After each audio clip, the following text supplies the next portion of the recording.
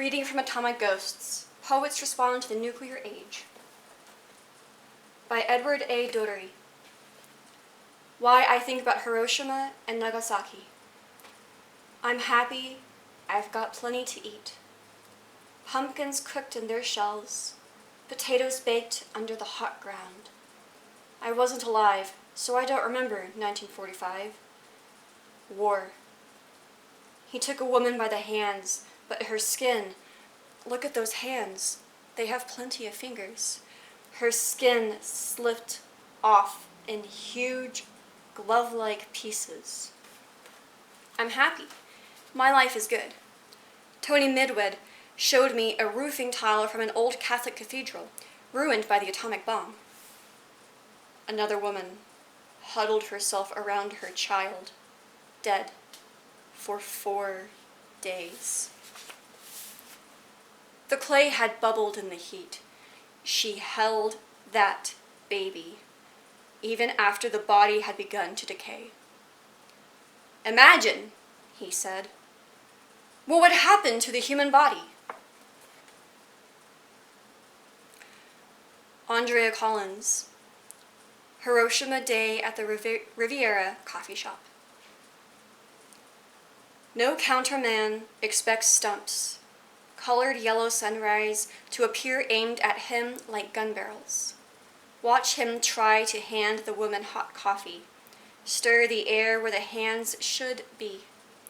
Her wrists nudge his fingers, abstract. The tips of long pink nails, caressing a lever, abstract. The choice to punch back when attacked. She waits at the counter for the mug to cool. Her stumps are the sensitive palms of her hands. You can read them, perhaps. She put up her hands to cover her face as she was blown off tiptoe by the sun she thought she saw out the classroom window her first Hiroshima day. My hands are bags of water, she thinks. Water. Teacher, take me to the river to soothe my hands. That burst and the skin hung, rags flapping at her wrists. Peripheral nerves come back. Perhaps at home she drinks hot coffee, fingerless hot mitts protecting her stumps. Perhaps she straps on the big metal hands, bigger than the small pairs dolled out by the hundreds after the surrender. She can do anything that her teleologic beauties. On the table next to the bed, the large, austere hooks, she can turn the pages of books, lift a hot cup to her lips, masturbate with metal forefingers and thumbs, spread by a strap system passing over her back, worked by the hunching of her shoulders. Notice, the woman knows how to tremble, not the hands. Mary Jo Salter.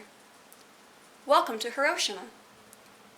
Is what you first see stepping off the train. A billboard brought to you in living English by Toshiba Electric, while a channel silent in the TV of the brain projects those flickering reruns of a cloud that brims its risen columnful like beer, and spilling over hangs its foamy head. You feel a thirst for history. What year? It started to be safe to breathe the air, and when to drink the blood and scum afloat of the Ota River. But no, the water's clear. They pour it for your morning cup of tea in one of the countless sunny coffee shops whose plastic dioramas advertise mutations of cuisine behind the glass. A pancake sandwich, a pizza someone tops, with a maraschino cherry. Passing by the Peace Park's floral hypocenter, where, how bravely, or with what mistaken cheer, humanity erased its own erasure. You enter the Memorial Museum, and through more glass are served, as on a dish of blistered grass, 3 mannequins, like gloves a mother clips to coat sleeves, string of flesh, hang from their fingertips, or as it or as if tied, to recall a duty for us, reverence the dead whose mourners too shall soon be dead. But all commemorations swallowed up. And questions of bad taste, how recreated horror mocks the grim original, and thinking at last they should have left it all, you stop. This is the wristwatch of a child, jammed on the moment's impact. Resolute to communicate some message, although mute, it gestures with its hands at 8:15, and 8:15 and 8:15 again, with tables of statistics on the wall, update the news by calling on a roll of tape, death gummed on death, and in the case adjacent on exhibit under glass. Is glass itself a shard the bomb slammed in a woman's arm at 8:15, but some 3 decades on, as if to make it plain, hopes only as renewable as pain, and as if all the unsung debasements of the past may one day come rising to the surface once again, worked its filthy way out like a tongue. Kuroharu Sadako. When we say Hiroshima, do people answer gently?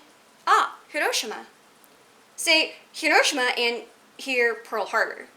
Say Hiroshima and hear Rape of Nanjing.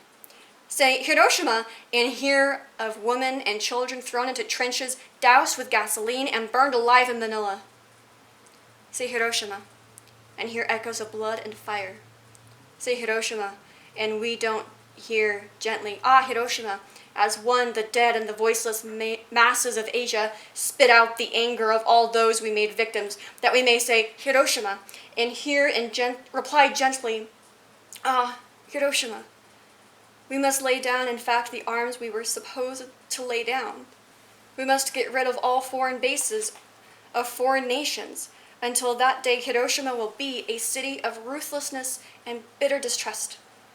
We will be pariahs, scorched by remnant radioactivity, that we may say Hiroshima, and hear in reply gently, ah, Hiroshima.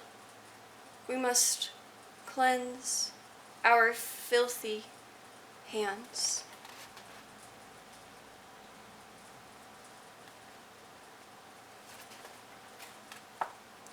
Maxine Kumin, How to Survive Nuclear War. Brought low in Kyoto, too sick with chills and fever to take the bullet train to Hiroshima, I am jolted out of this geography. Pursued by Nazis, kidnapped, stranded, when the dam bursts my life, always in someone else's hands. Room service brings me tea and aspirin. This week, the Holy Radish Festival. Pure white daikons. 1 foot long grace all the city shrines. Earlier, a celebration for the souls of insects farmers may have trampled on while bringing in the harvest. Now shall I repent? I killed to keep whatever pleases me. Last summer, to save the raspberries, I immolated hundreds of coppery Japanese beetles. In some respects, Ubus tells me radiation sickness is less terrible than cancer. The hair comes out in patches. Teeth break off like matchsticks. At the gum line, but the loss is painless. Burned skin itches, peels away, and strips. Everywhere the black rain fell, it stained the flesh like a tattoo. Weeks later, when survivors must expel day by day in little pisses, the membrane lining their bladders, pain becomes an extreme grammar. I understand we did this. I understand we may do this again, before it is done to us, in case it is thought of to do to us. Just now, the homage that I could not pay the irradiated dead gives rise to a dream. In it, a festival to mourn, the ritual maiming of the ginkgo, pollarding that lops all natural growth from the tumorous stump, years of pruning creates. I note that these are burned. I observe that the smoke is swallowed with great ceremony. Thereupon I see that every severed shoot comes back, takes on a human form, fan-shaped, ancient, all-knowing, tattered, like us. This means we are all to be rescued.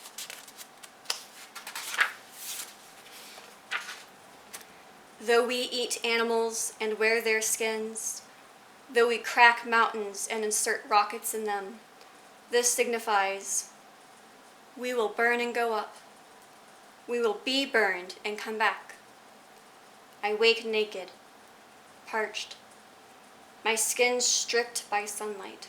Under my window, a line of old ginkgos hunkers down. The new sprouts that break from their armless shoulders are the enemies of despair. Stephanie Strickland. Shadow. Vaporized. With no trace. Relieved of anything perceptible to bury or cremate, a broken cistern of photons, waves like grain moving. The monument, a gray stain, fused in concrete. A shadow cast on 3 steps in Nagasaki for a moment by the silvery flash of the explosion, etched there by light from the suns that exposed it. Not a man, not a woman, an effigy. Human, by deduction, like a cloak. I try to touch a dark blotch on the screen. The commentator's talk flows over. Feeling my mind refuse invasion, refuse, stain, stiffen against shadowy webs of the world and its end. Abiding them in the silo of my body, there is no other place. Until they are born, gray, and can dismantle the silos, shining by their thousands on the earth.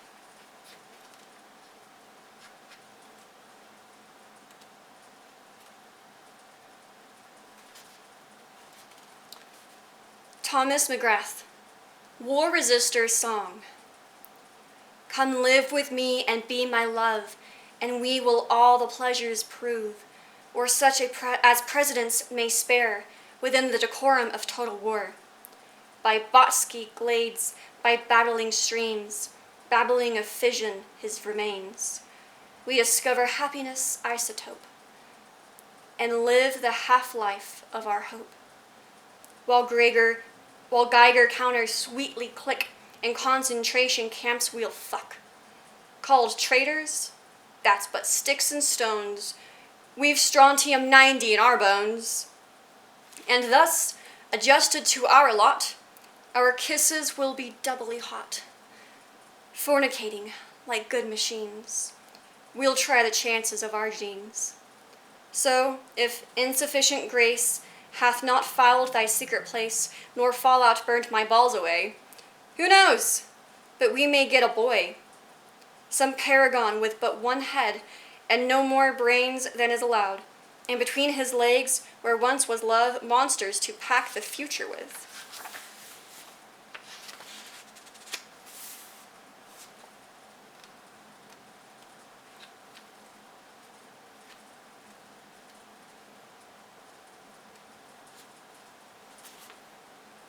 Patricia Godick, Shadow. I say to you, halt! I say to you, stop it! This is not the way to go. Your body has shriveled up. That used to loom at us like thunder. Your body is nothing but an echo. That used to shine at us like a hydrofoil striding over the sea. I say to you, nothing is safe anymore, not even breath. I say to you, we are drying up. I say to you, we have raisins for souls. Even when I drop mine in water, it won't swell. I say to you, no wings, and you made us. Not even humor seems to be able to elevate us. What is that strange stink in the air? Is it gas? Is it radioactive? Is it safe? No wonder people think I'm crazy. Up here on the rooftops waving my megaphone. Stop shouting, they tell me. Go back to your knitting, milk your own veins, and forget about ours. We have our own rows to ruin. But the stairs I'm standing on are folding, and theirs too. You better listen to me. Shadow, what goes up must come down. This morning I woke up muttering, speak to me, and lilies. But I'm not a lily. I'm sick. I'm a dead prune. Why did you dress us in petals in the first place, turning on our stems like numb barber poles blubbering? He loves me. He loves me not. When I go under for the last time, when the air slides out of me like a fishing line or a trombone that won't stop, what have you given me to hold on to? You said it was our fault, and it is but then you left us. Why did you close your mouth at us in the name of all the little dried apricots and babies, especially the babies, when the great blast of Holocaust cracks the sky and the book of the world wide open? I say to you, halt! I say to you, stop it! This is no way to go. I'm talking to you, Shadow.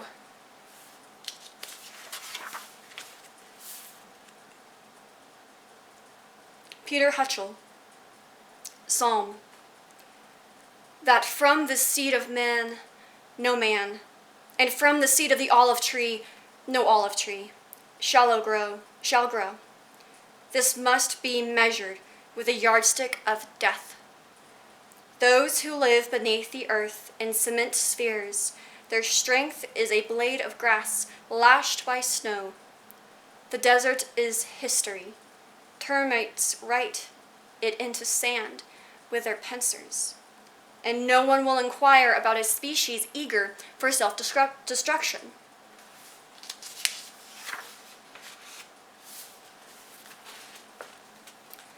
William Witherup, the Lamb of Peace, the Ram of War. Barbarians sweep down from the Carpathians, iron helmets casting sharp shadows. Swordsmen disembowel the moon and raise up Christ and Lenin in rituals of lightning and sperm. Blitzkrieg, warriors smear their foreheads and lentils with vaginal blood, their spear tips with uranium. They build cities of assassination at the mouth of every river. Liars, murderers, thugs.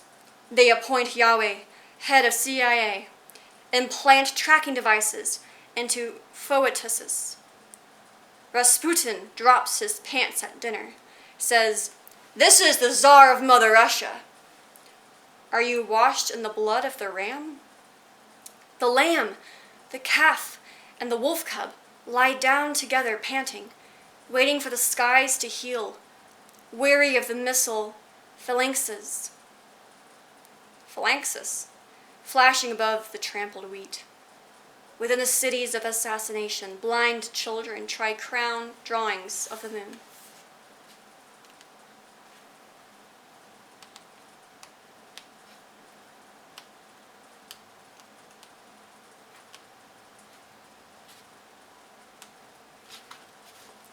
C.D. Wright. On the eve of our mutually assured destruction. We were not even moving. No one was moving. We had the windows rolled so we could hear. No one was hurt. They were working on the bridge. A woman held the sign, "Men working." The radio was beat. Somebody must have ripped off the aerial in the lot. Wednesday, March 6th. Wind shoveling fog. We were talking about going to another place until the worst was over. Where insects nest in the ears of convolvuli, clear soups are imbibed. We didn't have change, not a bill. After the bridge came the tunnel, then the toll. We felt so lonesome, we wanted to cry. The couple ahead of us lit up. Their baby thrashed in its carrier. We talked about following the migration of protected beings. We wanted to leap or turn around. There could be no turning around. We would get rid of the chairs and the stoneware, find a home for the black mollies. We would rent bicycles in an old town under a matriculated wall